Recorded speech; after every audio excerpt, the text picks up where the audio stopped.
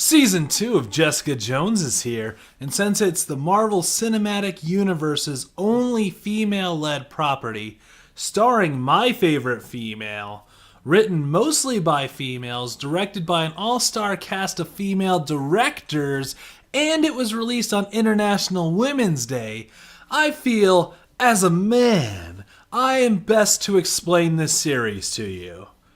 I'd like to use my manliness to explain this show to you. I think there's a word for that. When I use my manhood to simplistically explain something to you. What's that called? Oh yeah, being a dick.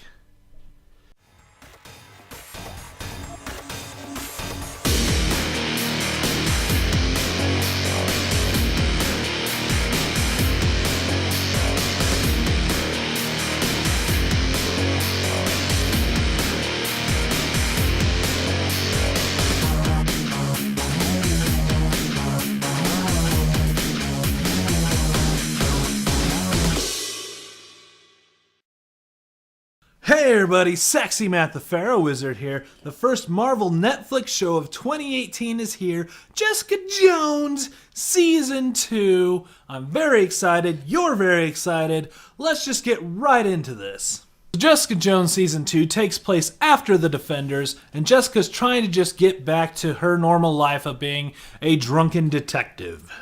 But it's finding it harder because her vigilante lifestyle has now become a bit of a public knowledge, and everyone wants her to be a vigilante, and that just isn't Jessica. On top of that, Trish Walker has started digging up stuff on Jessica's past, and it may be time for Jessica to deal with how she got her powers and maybe some more deep issues with her past. Without getting into too many details, that is the basic plot of Season 2. So let's talk about the characters. So of course, Kristen Ritter reprises her role as Jessica Jones, and as we all know, she is my bae. And she's also the most perfect, amazing human on the entire earth. I love Kristen so much. So much love for her. But yeah, she jumps right back into this role and is just so awesome as Jessica Jones. She's brash. She's got, a lot of depth going on. She's drunk but has heart. She's a badass but can be vulnerable. It's just, she's so great. I love Jessica Jones as a character. She does not get enough clout in the world as being a great female hero, especially in a medium, the movies and TV shows, that is definitely dominated by the dudes. She does not get enough credit, but she is so fantastic as Jessica Jones. I'm biased, I'm not going to lie. But yeah, she is fantastic as Jessica Jones. I can't wait to see more of her. Kids, nothing bad. We have the return of Jerry Hogarth, played by Carrie-Anne Moss, Trinity herself, who is, obviously in Season 1. I think she appeared in Daredevil Season 2 and Defenders. She's all over the Netflix stuff. And how can I put it? How is she in this season? She is freaking awesome. Carrie-Anne Moss freaking kills it in this season. Her subplot, I won't go into details, but it is so amazing. And she just freaking kills it. I love what she does. She's just got so much going on. Holy crap. Seriously, Carrie-Anne Moss is amazing in this as well. She is pulling out all the stops. This is her A game. She's just fantastic in this. And we have the return of Jessica's adopted sister, Trish Walker, played by Rachel Taylor. And so it's a very interesting evolution with this character. She was, that child star in the first season, trying to get rid of that child star attitude with her talk show and, dealing with that. And this time it's an extra evolution of her wanting to be a hero herself. She's a bit jealous of Jessica for misusing her powers and not, being a vigilante and helping people. And she wants to do that. She wants powers. So she's kind of helping Jessica, but trying to help herself in the same way. It's very cool. I like what she does. And we get some hints that she might become her own hero. If you didn't know, in the comics, Trish Walker is Hellcat. And I think we're getting some hints that she will become Hellcat eventually. So that'd be cool to see. I'd like to see that evolution of that character and see where she goes from there. But I like what she did. She's really good in this. And finally, we have Janet McTeer, who plays, let's just say, the antagonist. I can't say too much. I can't even really say her character's name without spoiling it. But she is our antagonist for this season, and she is great. I'll get more into her in spoilers, but I'll just say she's really great, has a great presence, and really adds a lot to this series. So what worked well about Jessica Jones Season 2? So first thing is, this is a fantastically paced story. Usually in the Netflix stuff, people complain that 13 episodes is too many and it kind of drags and they need to cut it down. This one, I really only felt one episode was kind of spinning its wheels. Everything else was paced out very well, and I think it didn't get boring. And for me, who shotgunned the entire series in one sit down, that's saying a lot, because 13 episodes in one sitting can feel like a lot. And really, 12 of the 13 were great. There's really only one where it felt like, come on, let's just get going. Come on. So I feel like they're finally working out the problems with pacing with these shows. With Defenders being shorter and, this one actually filling out the 13 a whole lot better. Maybe it's adding a lot to that, and hopefully we get to see that in future Netflix shows, the Marvel stuff at least, where it's paced out a lot better. And as you can tell in my cast descriptions, the cast in this is amazing. And of course we get the return of Malcolm, her assistant or associate. We get, Trish's mom. We get some new additions. Everyone in this is fantastic in throwing out their A game. It's really great. I enjoyed everyone's performances. No one laid flat. It was very, very good. All around, everyone was awesome. Now, in contrast to something like The Punisher, who I felt was misrepresented in the advertisement and the build-up to it, where it was shown as going to be this huge action piece and everything, but ended up being more of a character piece. This one, I felt they built it up a lot better to what it is, and that is, it's a mystery. It's not a big action show. It's a mystery. Jessica runs a detective agency, and they delved right into that. They're doing a mystery. And I like that. Being what they built up from the first season, and then the advertisements for this season really didn't give me any different expectations of what was given, and that's really good, because sometimes they can misrepresent things, and I think they did a good job showing, like, this is a character piece. This is about the characters. It's about the story. It's not a big action thing, and they did that really well, and I like that they do that. It's a different contrast to what we get with other Marvel properties, where this is very much Jessica's story and about Jessica, and I like that a lot. And finally, usually I will say, like, these don't tie to the Marvel Universe, and I get very mad about that. But this one does a good job tying to the extended Marvel Universe. There's some cameos and nods to other Netflix properties that I felt were done very well.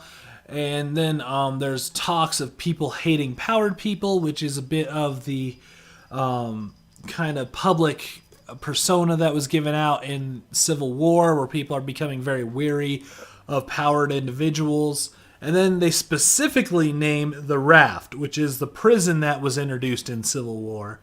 And that's even a bit of a plot point to this, and I like that a lot, that they specifically name it, but they don't really have to go into it too much. They're like, it's the Raft.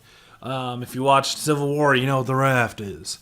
And I like that. And since this is such a small story, it's not like New York's gonna burn down or whatever. This is Jessica's story dealing with a smaller issue. So you don't really ever think of like, where's Luke Cage? Where's Daredevil? Why doesn't she call in Iron Man? It feels like it's much more contained within itself, without leaving openness to being like, where is all these other people? I think this one balanced being in the cinematic universe really well, and I'm really not going to complain about it not connecting. I think they did a good job not connecting it enough to not being annoying. But no series is perfect. Where does Jessica Jones Season 2 fall short? Well, the first major thing that bothered me was there is some hanging plot threads from Season 1. And they do take care of them and address them, but they do it very quickly and abruptly. It's kind of like, well, we didn't really want to deal with that. We have our own story, so let's just clear that up. Let's just, people will complain if we don't talk about it, but let's just clear that up. I won't go into specifics, but there is a fair amount of plot threads left over from Season 1 that they just kind of just got out of the way real quick, and I felt that could have been done a lot better. The other thing I had a problem with is some of the subplots are very predictable. The one specific one is Jessica and the super of her building. It's very telegraphed. You know exactly where it's going to go, almost from the get-go. And I was like, that's a little cheesy. Not only cheesy, but it's just very predictable. Like, there's no twists in it. You know where exactly it's going. And you're like, oh, man. Now, not all the subplots, just a few of them. Like, Hogarth's subplot is amazing. And the overall plot's amazing. But there are a few subplots very telegraphed, very boring.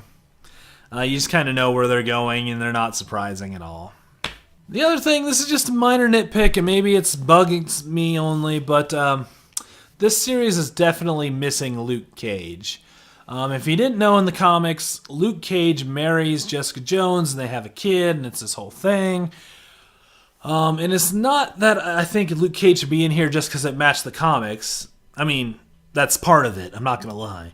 But really, it's Kristen Ritter and Mike Coulter's on-screen chemistry is amazing. They play off each other really well, and I really loved that relationship in the first season, and even some of the stuff they did in Defenders.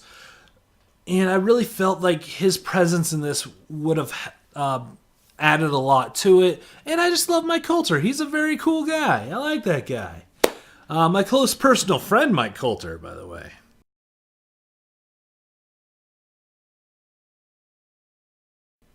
But yeah, I thought he was kind of missing. I'd really like to see him back. But it wasn't detrimental that he wasn't there. But I would have liked to see him back. And compared to the first season, there is one thing that is kind of missing, and that's Kilgrave and how much he was like this dark, omnipresent force throughout the series. And you're like, oh, I don't know how Jessica's gonna get out of this, and it made it like this, kind of terror, and you're not sure what's going to happen, and you're scared for her and things like that. You don't quite get that presence in this series. It's just slightly lacking this time around. It didn't quite have the presence that Kilgrave did. I think they filled that with other roles, with how the mystery's building out and some more character development. But I do kind of miss this overall dark force of Kilgrave. Not necessarily has to be Kilgrave, but just this dark presence that you're not sure how Jessica's going to come out of this. It doesn't quite pull off the way Season 1 did. That's enough of me complaining, and when there's 13 episodes of a show, there's a lot of spoilers. So let's get to spoilers. Throw up the sign, jump to this time code here if you don't want any spoilers, but it's spoiler time. Let's get to it. So what I alluded to earlier with the plot threads was Nuke. They built up Nuke, or Will Simpson, in the first season. He's dating Trish, and then he's taking those drugs, those enhancement drugs, and becoming super strong and crazy. And they really built him up, and he is a character in the comics called Nuke. And he dies in the second episode. You only get to see him like twice, and then he dies, and that's it. That's it for Nuke. We spent an entire season building him up, but we're done.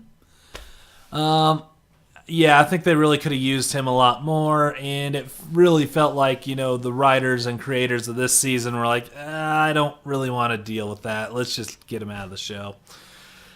So that was very lacking. I was hoping to see, what they were going to do with him, and they just kind of killed him off, and that was pretty lame.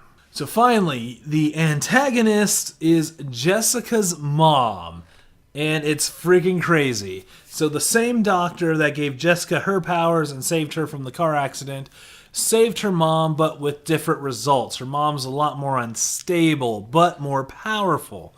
So it's Jessica, but a stronger, crazier version of Jessica. And I like that. And I like the actors, how they play off each other and their chemistry. She really feels like Jessica's mom, and they play off each other really well, and it creates this weird dynamic of how's Jessica going to stop her if it's her mom, but she knows her mom's unstable, and it creates this crazy emotional whirlwind going on that I really like, and I think was really cool. I like that idea of bringing in her mom.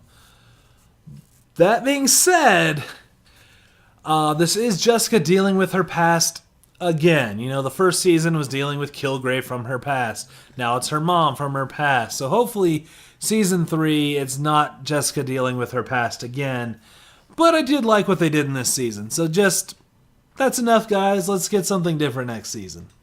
Now, I'm sure you all saw in the trailers that they hinted towards and the on-set photos that David Tennant is back as Kilgrave. But not really. As we all thought, it was just in her mind. But less than that, it's only one episode that he's in. And I like what he did, and they had some good banter back and forth.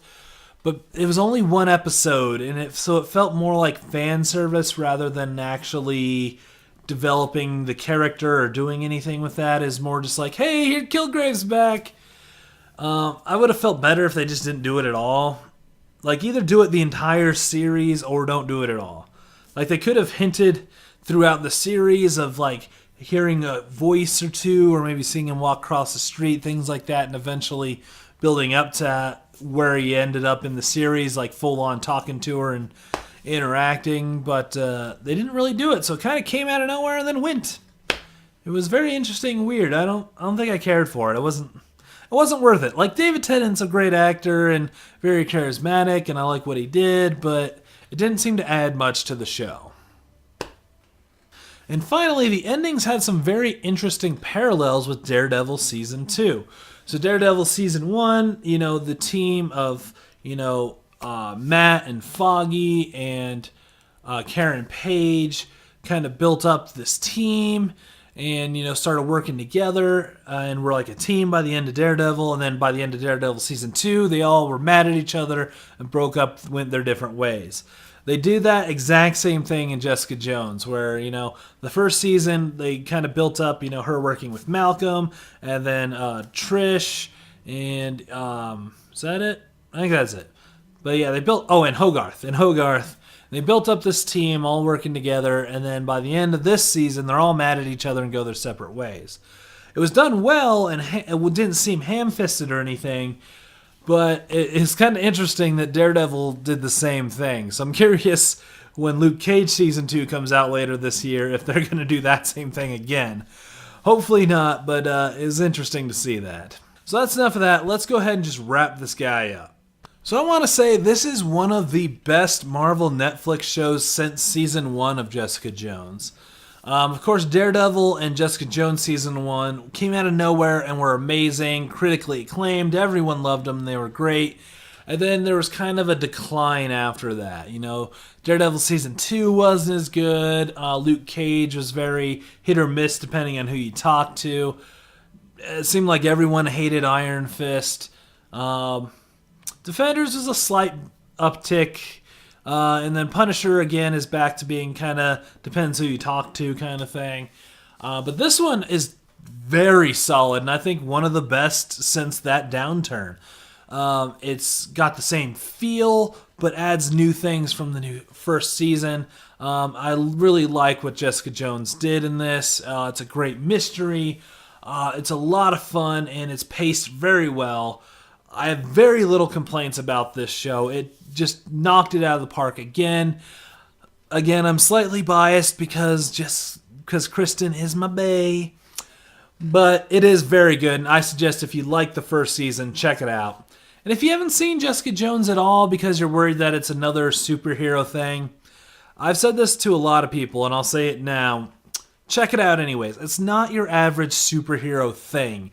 It is very different from that. Even though it is a Marvel property, it's not a normal superhero thing. You should definitely check it out. So yeah, that being said, I got to spend 13 hours with Kristen Ritter, and that was enough for me to make me happy.